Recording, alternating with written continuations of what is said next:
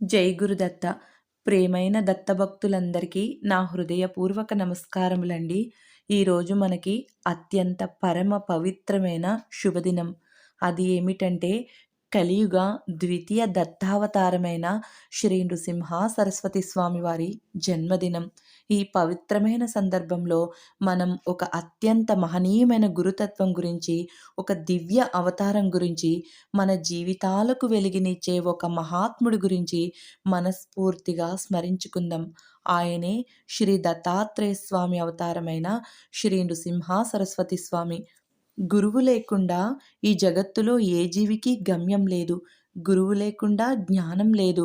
గురువు అనుగ్రహం లేకుండా జీవితం సార్థకమయ్యే మార్గమే లేదు. అటువంటి గురుతత్వానికి ప్రత్యక్ష రూపమే శ్రీ దత్తాత్రేయ స్వామి అని మన శాస్త్రాలు చెబుతున్నాయి. శ్రీ దత్తాత్రేయ స్వామి త్రిమూర్తుల సమ్మేళన అవతారం. బ్రహ్మగా సృష్టిని ప్రారంభించినవాడు, విష్ణువుగా జగత్తును పరిరక్షించినవాడు, శివుడిగా లయను కలిగించినవాడు.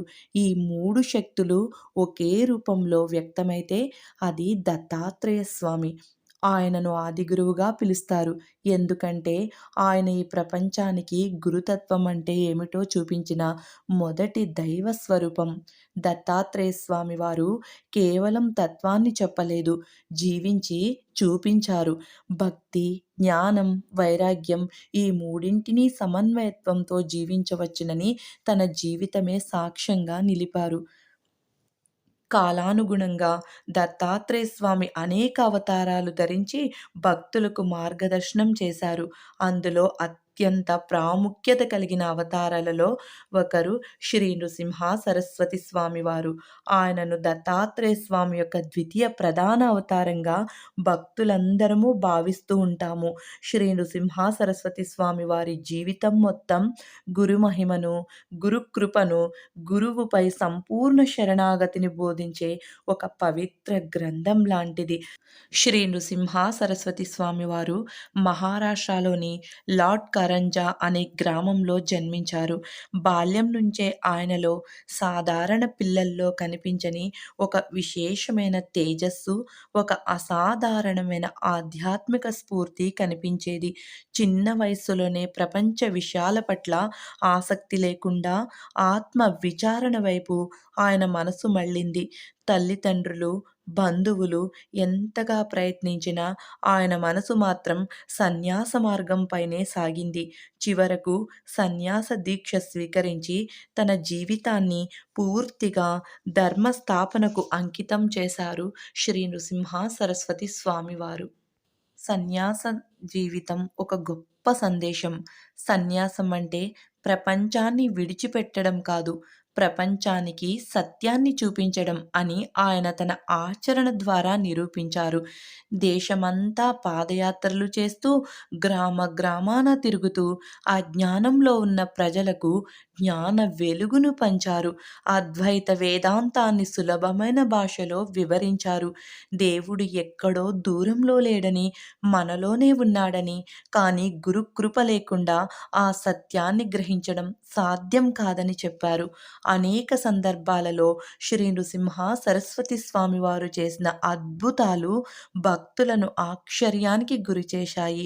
తీవ్రమైన రోగాలతో బాధపడుతున్న వారు స్వామివారి దర్శనంతో ఆరోగ్యాన్ని పొందారు. జీవితంలో అన్ని మార్గాలు మూసుకుపోయినట్టు అనిపించినా వారికి కొత్త దారులు తెరుచుకున్నాయి. సంతానలేమితో బాధపడిన కుటుంబాలకు సంతోషం కలిగింది. అయినప్పటికీ స్వామి ఎప్పుడూ అద్భుతాలను ప్రదర్శించాలనే ఉద్దేశంతో వ్యవహరించలేదు. ఆయన ఎప్పుడూ చెప్పేది ఒక్కటే, నాపై కాదు గురుతత్వంపై విశ్వాసం పెట్టండి, మీ కర్మలను సరిదిద్దుకోండి, భగవంతుడు తప్పకుండా మార్గం చూపిస్తాడు. శ్రీ నృసింహ సరస్వతి స్వామి వారి జీవితం మరియు ఉపదేశాలు శ్రీ గురు చరిత్ర గ్రంథంలో విశదంగా వర్ణించబడ్డాయి. ఈ గ్రంథాన్ని భక్తితో చదివితే మనసుకు శాంతి లభిస్తుందని, జీవిత సమస్యలకు సమాధానాలు దొరుకుతాయని అనేక మంది అనుభవాల ద్వారా చెప్పారు. ముఖ్యంగా శ్రీ గురు చరిత్ర పారాయణం చేయడం ద్వారా గురు కృప లభిస్తుందని, అడ్డంకులు తొలగిపోతాయని భక్తుల అచంచల విశ్వాసం. ఇది పరమ సత్యం. చివరగా శ్రీ నృసింహ సరస్వతి స్వామి వారు గాణగాపూర్ అనే పవిత్ర క్షేత్రాన్ని తన నివాసంగా ఎంచుకున్నారు. ఆయన శరీర రూపంలో అక్కడ లేకపోయినా తన చైతన్య రూపంలో ఇప్పటికీ అక్కడే ఉన్నారని భక్తులు నమ్ముతారు. గాణ్గాపూర్‌కు వెళ్ళిన భక్తులు తమ జీవితాల్లో వచ్చిన మార్పులను చూసి ఆశ్చర్యపోతారు. ఆ క్షేత్రంలో ప్రతి అణువులోనూ గురు సన్నిధి ఉందని అనిపిస్తుంది. ప్రస్తుత పంచాంగం ప్రకారం ఈ నెల 22వ తేదీన శ్రీ నృసింహ సరస్వతి జయంతిని భక్తులు ఘనంగా జరుపుకుంటున్నారు. అంటే ఈరోజే ఆ పరమ పవిత్రమైన శుభదినం. ఈ పవిత్ర రోజున గురు పూజ చేయడం, గురుచరిత్ర పారాయణం చేయడం, దత్తాత్రేయ స్వామి వారి మంత్రజపం చేయడం, అన్నదానం చేయడం ఎంతో శుభప్రదమని మన శాస్త్రాలు చెబుతున్నాయి. ఈరోజు గురువును మనస్ఫూర్తిగా స్మరిస్తే జీవితంలో ఉన్న అనిశ్చితి తొలగి స్థిరత్వం లభిస్తుంది. శ్రీ నృసింహ సరస్వతి స్వామి వారు మనకు నేర్పిన గొప్ప పాఠం ఒక్కటే. గురువుపై సంపూర్ణ నమ్మకం ఉంచితే జీవితం ఎంత కష్టంగా ఉన్నా భయం ఉండదు. గురువు మన వెంట ఉన్నాడనే భావనే మనకు అత్యంత పెద్ద బలం. ఈ పవిత్ర జయంతి సందర్భంగా శ్రీ దత్తాత్రేయ స్వామి వారి కృప మీ అందరిపై, మీ కుటుంబాలపై ఎల్లప్పుడూ ఉండాలని మనస్ఫూర్తిగా కోరుకుంటున్నాను. జై గురుదత్త. సర్వం దత్తార్పణమస్తు. ఓం నమో భగవతే దత్తాత్రేయాయ నమః. దిగంబరా దిగంబర శ్రీపాదవల్లభ దిగంబర ఔదుంబరా ఔదుంబరా నృసింహయతివర ఔదుంబర. ఈ పరమ పవిత్రమైన శుభ సందర్భంగా మీరందరూ కూడా శ్రీ నృసింహ సరస్వతి స్వామివారి అష్టకం చదివి లేకపోతే విని స్వామివారి అనుగ్రహం పొందండి. సర్వం దత్తార్పణమస్తు. జై గురుదేవ దత్త.